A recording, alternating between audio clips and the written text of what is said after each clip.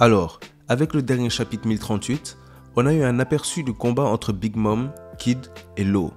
Et ça m'a fait penser à quelque chose d'assez inquiétant. C'est un chapitre qui est assez entouré par le thème de la mort, entre Izo qui va affronter seul et blessé le CP0, Zoro qui se retrouve avec la faucheuse, et le désir de sacrifice de Kid et Law pour Luffy. Le raid d'Onigashima est une guerre contre deux Yonko, et pour l'instant il n'y a pas eu mort d'homme. Ce qui est assez surprenant, étant donné le vœu de mort des samouraïs, et aussi les blessures qu'ils ont reçues. Et tout simplement aussi, vu l'amplitude de la bataille, on aurait assumé que quelqu'un soit mort d'ici maintenant. À Marineford par exemple, on a perdu Ace et Barbe Blanche dans une guerre contre la marine. Il serait donc logique qu'une guerre contre deux Yonko cause mort d'homme, et je dirais même que si personne ne meurt à Onigashima, même si en tant que fan on n'en sera que plus content, il manquera une dose de réalisme. Si dans une guerre totale contre deux des plus forts pirates de l'ère actuelle, personne ne meurt. Mais récemment, à travers le nouvel opening et le chapitre 1038, un possible foreshadowing est apparu. Et ça, c'est la potentielle mort et le sacrifice de Law et de Kid. Ce qui pourrait tragiquement retourner Onigashima. Et on va en parler ensemble et voir si ça fait du sens. Avant ça, je compte sur vous les gars. Aimez la vidéo pour soutenir la chaîne, abonnez-vous pour nous rejoindre et mettez la cloche de notification pour être notifié dès qu'une nouvelle vidéo sort. Allez, c'est parti. Donc, Law et Kid sont actuellement en train d'affronter Big Mom. Et bien que ce soit l'un des combats décisifs, je commence à douter de la victoire de Kid et Law sur Big Mom. Déjà parce que même à deux, ils sont en grande difficulté, mais ma raison principale est que je ne pense pas que l'arc narratif de Big Mom se termine sur Onigashima, mais plutôt sur Elbaf, l'île sur laquelle elle a grandi et a rencontré Mother Carmel. L'auteur par exemple va sûrement révéler ce qui s'est passé lors de son goûter d'anniversaire à Big Mom pendant cet arc, ce qui implique qu'elle devra survivre. De plus, à Punk Hazard, Luffy nous a dit qu'il comptait personnellement défaire les Yonko. Ce serait peut-être un indicatif que Luffy est celui destiné à battre Big Mom. Après tout, il avait non seulement promis à Big Mom en lui disant qu'après Kaido ce serait son tour, mais il avait aussi promis à Katakuri après leur bataille d'anthologie.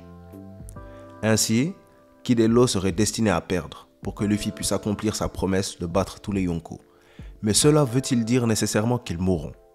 Eh bien, au dernier chapitre, ils ont tous les deux dit à Big Mom que même s'ils doivent mourir, ils ne la laisseront pas accéder au toit. Car évidemment, Luffy ne peut pas encore se battre contre deux Yonko, ce qui veut dire qu'ils sont prêts à se sacrifier pour aider Luffy à gagner son combat contre Kaido. La défaite de Kid et Law pourrait se solder par un chaos, mais étant donné leur vœu de protéger Luffy même s'ils doivent mourir, l'auteur semble impliquer que s'ils perdent, ce sera par la mort, et tout pointe pour l'instant vers une défaite, et donc vers un sacrifice. Ce qui va avec le thème d'une scène dans l'opening 24. Dans l'opening 24 de One Piece, on a une scène particulière qui a suscité l'attention de beaucoup de fans de la série. Dans cet opening, on voit Luffy se noyer, puis être sauvé par Law et Kid, qui prennent sa place et le propulsent au sommet. Une interprétation plus ou moins juste de cette scène serait que Luffy se noie parce qu'il a mangé un fruit du démon et que les utilisateurs de fruits de démon ne peuvent pas nager, mais ses amis et rivaux que sont Law et Kid interviennent pour le sauver et le propulsent, mais se retrouvent avec l'océan en dessous d'eux. Et eux ne se retrouvent pas propulsés, ce qui veut dire qu'ils se noieront, étant tous les deux des utilisateurs de fruits.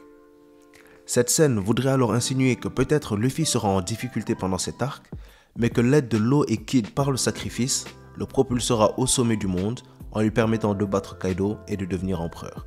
Mais alors, pourquoi est-ce que l'auteur sacrifierait Law et Kid? Déjà, parlons de Law. Le rêve de Law est de découvrir les secrets du monde, pour apprendre notamment l'origine du Di, ce qui pourrait être une raison pour Oda de le garder en vie afin d'accomplir son rêve, en plus de son opération de jouvence qui pourrait être utilisée pour Luffy. Donc, est-ce que ça ferait du sens s'il meurt maintenant? Quelque part oui et non. Oui parce que, pour ses rêves, il pourrait mourir maintenant en les passant à Luffy, on connaît tous l'estime que Law a pour Luffy, et donc il se sacrifierait pour sauver un autre Di, et ainsi comprendra la décision de Corazon de se sacrifier pour lui. Et concernant l'opération de jouvence, on pense déjà tous que Law est sûrement destiné à mourir pour Luffy. Depuis l'introduction de la capacité unique de son fruit du démon, autrement connu comme l'opération de jouvence, la plus grosse théorie concernant Law est qu'il donnera sa vie en échange de rendre celle de Luffy éternelle. Même si la personnalité de Luffy pourrait ne pas coller avec le désir d'immortalité, car peut-être que Luffy, comme Roger, chercherait l'accomplissement dans la mort. Et si, comme Kaido le dit, la mort est l'aboutissement des hommes, l'auteur voudra peut-être nous offrir la plus belle mort pour le plus grand de ces derniers. Mais malgré tout ça, le fait que Law se sacrifie pour Luffy reste une possibilité. Mais le problème de cette question est quand. Même s'il se pourrait que l'auteur n'ait jamais eu l'intention de l'utiliser sur Luffy, mais pour expliquer la présence d'autres personnages comme Im par exemple, il serait aussi quelque part possible que le scénario soit fait de manière à ce que Law reste en vie après son combat avec Big Mom, jusqu'à pouvoir faire cette opération sur Luffy, pendant la bataille même d'Onigashima. N'oublions pas le fait que l'alliance entre Law et Luffy est censée se terminer juste après Onigashima, donc après avoir fait tomber Kaido, ce qui veut dire qu'ils seront normalement séparés après cette bataille. On se rappelle à Punk Hazard, Smoker avait demandé à Law pourquoi est-ce qu'il se servait des Mugiwara, et Law avait répondu que peut-être c'était le contraire et que Luffy se servait peut-être de lui. Ce qui pourrait impliquer que l'intention de l'auteur était d'utiliser Law comme trampoline pour Luffy.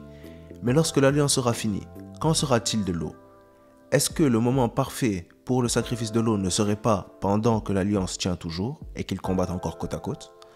Même si je dois avouer que le rêve de Law est connecté à la fin de l'aventure sans forcément s'opposer directement à celui de Luffy, car ne voulant pas devenir roi des pirates, ce qui pourrait vouloir dire qu'il survit, ce n'est pas aussi évident pour la supernova aux cheveux rouges. Kid, quant à lui, considère que perdre face à Big Mom serait une carrière de pirate ratée. Mais mourir face à elle pour permettre au futur roi des pirates qui est destiné à sauver le monde de pouvoir vaincre Kaido serait-il vraiment une perte? Après tout, le rêve de Kid est de devenir roi des pirates en trouvant le One Piece. Mais on sait tous que Luffy sera celui qui le sera. Donc la volonté de l'auteur serait-elle de mettre fin au rêve de Kid ici et maintenant? Après tout, même en tant que rival de Luffy, il ne ferait pas le poids. L'un affronte un Yonko seul, l'autre en affronte un accompagné. L'un possède le Haki des rois avancé, l'autre ne le maîtrise pas.